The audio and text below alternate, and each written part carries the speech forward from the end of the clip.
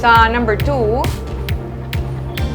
natumod na sang National Bureau of Investigation ang nagapanag-iya sang frozen body parts nga ginbilin sa gwa sang NBI sadtong Marso 1. Ginsiling ni NBI Bacolod Chief Attorney Renua Baldovino nga sa fingerprint analysis sang Dactyloscopy Division sang NBI, nagmatch ang fingerprints sa isa nga ginkilala kay Baltazar Lamata. Sa impormasyon sang NBI, si Lamata ang tagapahanukoy kag isa ka drug personality.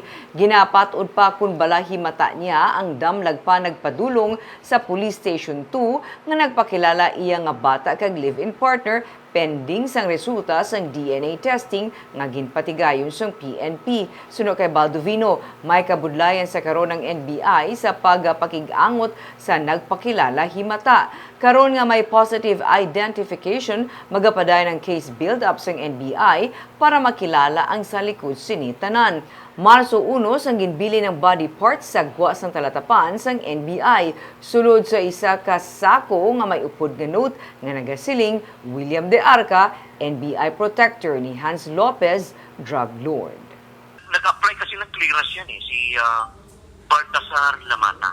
Positively identified na yan based on the report, one in the second person, yung fingerprints niya, nag-match.